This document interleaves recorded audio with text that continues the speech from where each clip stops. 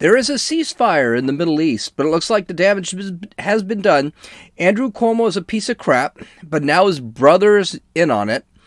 And the mayor of Chicago is just a garbage, hateful human being. This is Gene, and you're listening to Dumbasses Talking Politics. Hey, welcome back to Dumbasses Talking Politics. I'm Gene. Told you I would take some Thursdays off, and I did yesterday.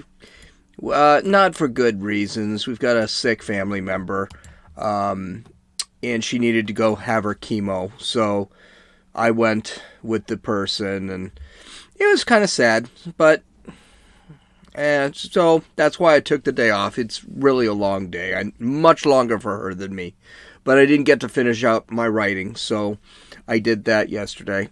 So finally, the main battle between Israel and the Palestinian Authority on the Gaza Strip has stopped, at least temporarily. Both sides agreed to a ceasefire. There was not, sort of. I think the Palestinian Authority on the Gaza Strip did not actually agree to a ceasefire more than they really couldn't handle it anymore. We'll talk about that. And Israel wasn't all that sure they wanted to go into a ceasefire right off the bat. I have a feeling Israel's getting pretty tired of them, and they may want to stop this, cut this completely off. I have a feeling, well, I'll talk about that because there's another train of thought that has been come to my attention. The ceasefire started at midnight today. It was negotiated between the two with Egypt. I know you're hearing that Biden is kind of taking some credit for this. I don't know. It doesn't sound like he's really taking credit for it. I think he's more saying that he influenced it, and the reality is he didn't. This is not a popular ceasefire with the Israeli right. The Israeli right, you got to understand, this happens every couple of years. And what happens is the Palestinian Authority, who I'll call the PA from here, typically gets their asses kicked to the point where everything is destroyed, and then they take a couple years off to rebuild. They're going to have to come up with new leadership. They're going to have to get more missiles, more money, and then they'll just start this whole thing up again. And so with this problem we see here, we could see that actually happen. We could actually see them wait up for a couple weeks, try to strengthen up, and then go at it again. It depends how much help they're getting from Israel, how much armaments they have. Or this ceasefire could be permanent. It could be held for a couple of years before Hamas does something bizarre again, and then they start attacking again. So the right in Israel is basically saying, hey, we shouldn't end this. We should just go in there and just take them out. Actually go through a ground war. I don't agree with that, and I'll tell you why in a second. Benjamin Netanyahu didn't agree with the right. He is part of the right. He didn't agree with the right. He decided to sign the ceasefire. But he did say if there was any further attack, they would go in and cut off the head of the snake. Now, that's one of the problems I have with Benjamin Netanyahu is you've been saying this every time the Palestinian Authority in the Gaza Strip actually does this, you say you're going to cut off the head of the snake, and yet you always fall short. I just personally think it's time to go in there and just take these guys out. I mean, we're talking the Gaza Strip, very small area, but I can understand why he doesn't want to do it. Okay, so here are the statistics. This is coming from the IDF, the Israeli Defense Force. I don't typically take any information that comes from the Palestinian Authority because it comes from official news agencies, and they do conflict with the IDF, and the Palestinian Authority is not real good with the truth, so I don't even bother with it. So one of the biggest areas is they destroyed 62 miles of the metro. Now, you might remember we talked about the metro earlier. The metro are underground tunnels used to house troops, munitions, and are used for surprise anti-armor raids. So whenever there's an attack, these pieces of human debris just jump right into these underground tunnels. Well, the good news is, this was their big trick they did last week. Good news is they bombed the living crap out of those tunnels and destroyed quite a bit of it. So that's why we need to be careful with these numbers. They're not really sure how many they took out, because those underground tunnels, of course, they couldn't confirm. And we know the Israel, if you don't remember, Israel made a feint against Hamas. They said on social media that they were starting a ground operation into the West Bank, into the Gaza Strip, and they didn't. They actually waited till these guys ran into those tunnels and then blew the crap out of the tunnels. So we don't know how many people are dead. They are claiming 225 of Hamas and Islamic Jihad terrorists have been killed, and that includes 25 Hamas commanders. Again, that number can probably go straight up. The Palestinian Authority shot 4,340 missiles, with 630 of their missiles falling inside the Gaza Strip. It's basically a little less than a quarter of the missiles that they fired never even got out of Gaza Strip, which is amazing. Gaza Strip is it's very small. So they ended up falling on top of their own people. So they ended up killing their own people. That's why you got to be careful when they say, oh, well, Hamas says 9,000 people died. Yeah, you got to be careful because, 600 of their missiles actually landed on buildings. So this isn't a good thing. The Iron Drone took out about 90% of the missiles coming down. There were reported 2 Israelis were killed, a few dozen injured. The IDF says the amount of damage to Hamas is extensive, still very hard to tell. There were 2 drones shot down. These were armed drones. One of the drones was shot down, actually ended up falling on the terrorists that launched it, so that's kind of awesome. And the other drone that was shot down, they're looking to identify it, but they believe it is an Iranian drone sent from Lebanon,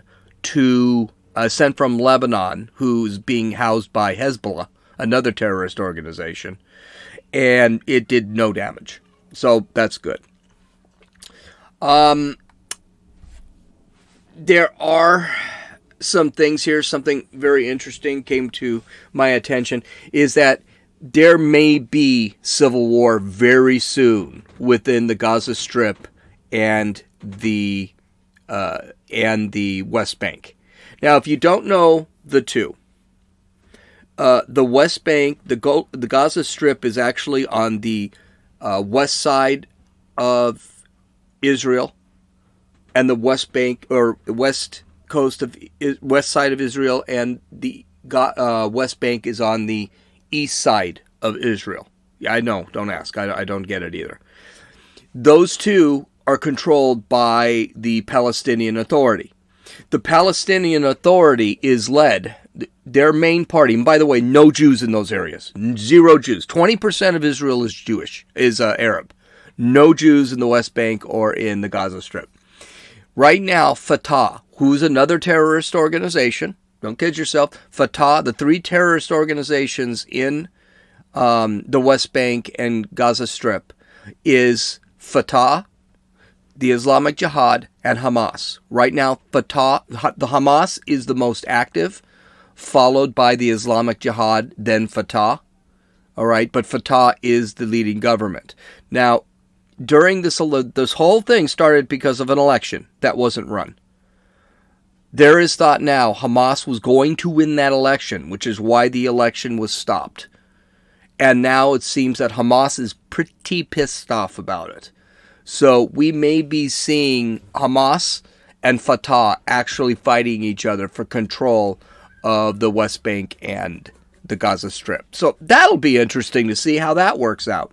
That might be one of the reasons Israel has decided, well, we're not just going to go in there and start making a mess, because it's very possible they'll do it themselves. So let them take care of it. But the big problem is this is becoming more than just politics in the Middle East. It's coming to the United States, especially in New York, through pro-Palestinian folks and Jews. And it's typically what it is, it's pro-Palestinians going in and just attacking random Jews. So in New York, Jews at a restaurant were assaulted and spit on by a bunch of pro-Palestinian youngsters. They weren't terrorists, they were just rioters. They walked over, they asked them if they were Jewish, and then just started spitting on them. At another restaurant, I believe this one was at Times Square in New York. A Jew was attacked and beaten up. He was actually hit with a stanchion from those poles that hold up ropes around the restaurant. He was actually beaten with that. There were two at the Diamond Mart, a heavily Jewish area. Fireworks and an actual, what looked like some sort of actual pipe bomb were thrown at crowds of Jews and at Jewish businesses. There have been, I believe, 29 people have been arrested over this whole thing. Just absolute garbage. Absolute garbage. These are terrorists. These are terrorists, as far as I'm concerned. They're roving around in bands saying anti-Semitic sayings and going out just to hurt people. In Fairfax, California, Fairfax is a district in Los Angeles that is also extremely heavy Jewish. Another heavily an Orthodox Jew was almost run over by a group of people yelling Allah Akbar. They weren't even yelling anti-Semitic slurs. These guys were actually going to kill him. That's terrorism. I have a feeling this is going to get far worse before it gets better. The Democrats have a real problem because their party is really looking anti-Semitic. The Squad has been terrible. The Squad is basically calling for they're not calling for the destruction of Israel, but they are looking forward to it. Rashida Tlaib has said that. I mean, Rashida Tlaib supposedly is Palestinian, I believe. And she has actually called for the destruction of Israel. So that's how it is. She's got a map in her office where she's got a piece of paper covering Israel, and she wrote Palestine on it. The Democrats are working hard to try and cut off all aid to Israel. Nothing has passed yet, but they have already sent a bill. They wanted to block that $735 million Biden was sending to rearm the Iron Dome, which is funny because the Iron Dome is not an offensive weapon; it's a defensive weapon. Biden keeps sitting back and saying, "Guys, Israel has," or not saying, he just announces Israel has a right to defend itself, and they should defend itself. That's not real strong language or anything, but he's been getting pushback just for saying that. The MSNBC and CNN have been bringing on openly anti-Semitic journalists to talk. I mean, openly anti-Semitic. We're talking, one guy sat back and said, "Oh yeah, the Jews are running the media. That's why there's no sympathy for the Palestinians." It's like, wow, guys. Here's the thing. The irony in this whole thing is that Biden just signed an anti-Asian hate crime bill. He just signed that, I believe it was yesterday or Tuesday. Yesterday or Wednesday. Just signed one. But the violence against the Jews, he hasn't even touched. You know why? Jews are considered white. So it's not even a thing. Big deal. Okay, well, a bunch of white people are getting beaten up.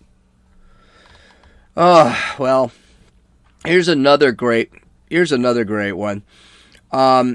It's been a really bad week for the Cuomo family, for Andrew and for Andy, the governor, and for Chris, who's the CNN commentator. It's not a shock it's been a bad week. The chickens have come to roost, and they are the most corrupt family. Their father was corrupt when he was governor of... he was either governor of New York or mayor of New York City, but they were all corrupt. I still can't believe all these people still have jobs, but they do. So, we got a little blood money going on. Andrew Cuomo's tax records came out. Someone made a little money during the pandemic. Good for you. Cuomo made $5.12 million in 2020. $3.1 million of that came from his book discussing his leadership during the pandemic. Now, the $3.1 million actually came as an upfront fee. His book's only sold 46,000 copies. It's been out for 3 months now. So no one's reading this garbage book. And if you don't know what the book's about, it's about how he did such a great job during the pandemic. So, he did such a great job, they wanted him to run for president against Trump so he could end up being president because he was just so great with his leadership. Yeah, there were a couple problems with that. He had a policy that said you had to put people who were infected with COVID back into old folks' homes. A bunch of people got infected. 14,000 died. And then he decided to underreport it by 6,300 and lie about it, to hide his incompetence.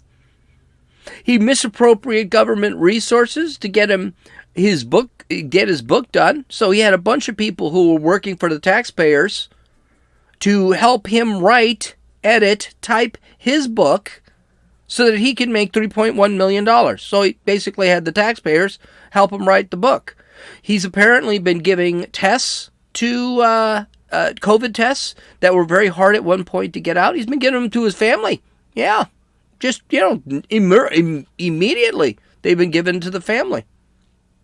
So yeah, things are going really well for Andrew Cuomo. A lot of blood money there.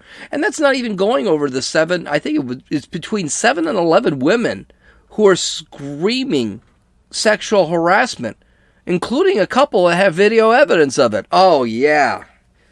Good for Cuomo. So if he does get impeached, which that doesn't look like it's going to happen because he's a Democrat. That would never happen. Trump, the president of the United States, could get impeached twice for nothing. Meanwhile, this guy's got a ton of corruption on him. He won't get impeached once.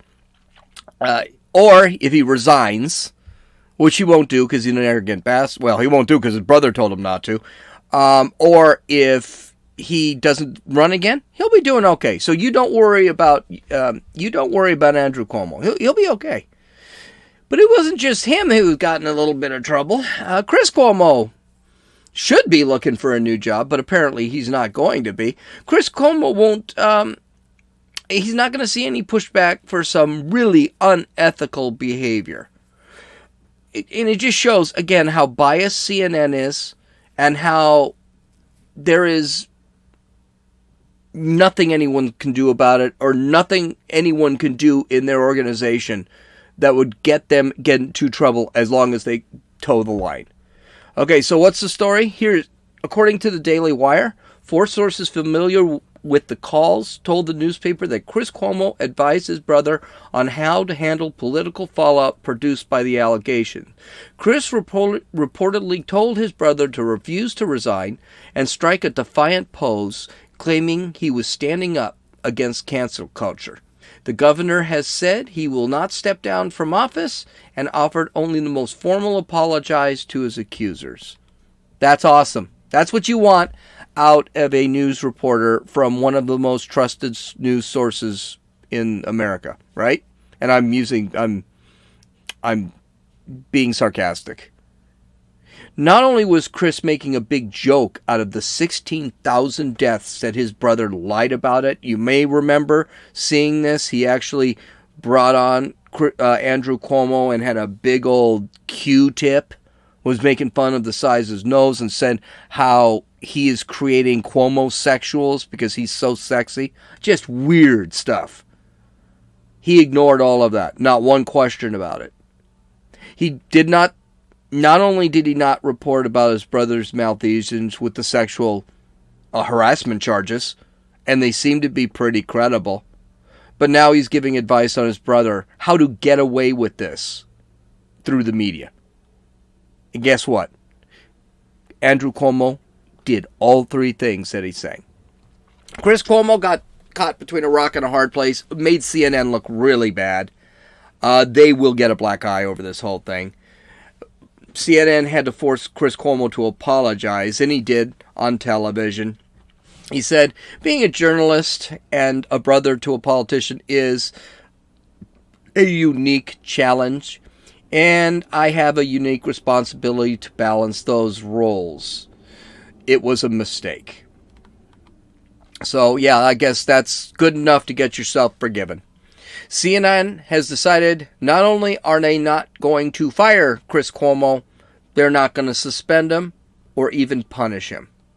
CNN said in a statement, Chris has not been involved in CNN's extensive coverage of the allegations against Governor Cuomo on air or behind the scenes, in part because, as he has said on his show, he could never be objective, but also because he often serves as a sounding board for his brother.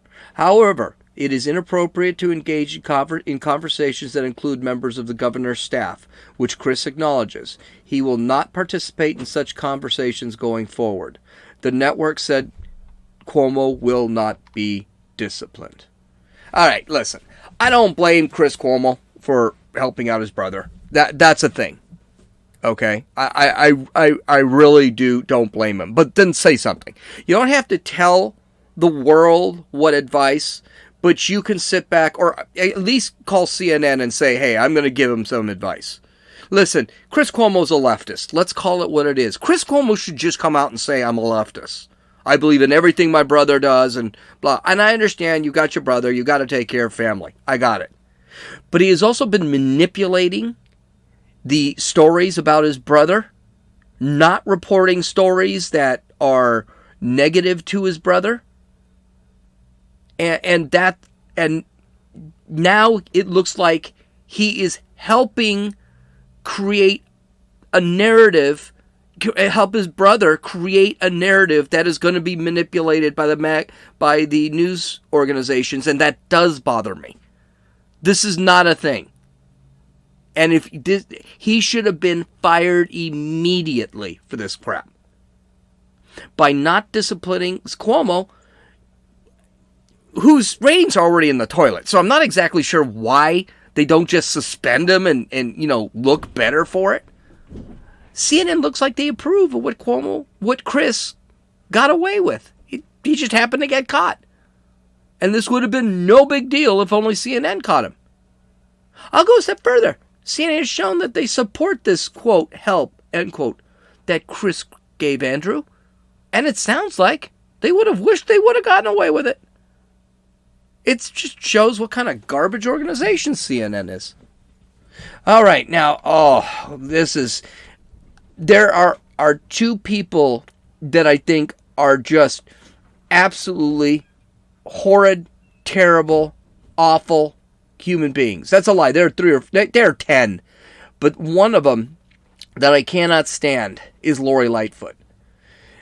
She is a sexist. She's a racist. She's incompetent, she's a bigot, and she always justifies it. She admits it, her actions show it, her words show it. She's a terrible human being. So, this week, or last week, it was this week, she said she would only grant one-on-one interviews with black and brown people. No white people need apply. Here's a portion of a 2-page statement she released, because at first no one believed it. At first, everyone thought, no, is that true? And then it finally got confirmed. A couple of reporters say, no, that's exactly what she said. She will only have one-on-one interviews with black and brown people. So let's read some of this. Let's read some of this press that she put out. In looking at my absence of diversity across the city hall, press corps, and other newsrooms, sadly it does not appear that many of the media institutions in Chicago have caught on and truly have not embraced this moment. I have been struck since my first day on the campaign trail back in 2018 by the overwhelming whiteness and maleness of Chicago media outlets, editorial boards, the political press corps, and yes, the City Hall press corps especially. Excuse me, specifically. The whiteness and maleness? Really? The whiteness and maleness. You sexist, racist whore. That's what she is. She is. Okay, continuing.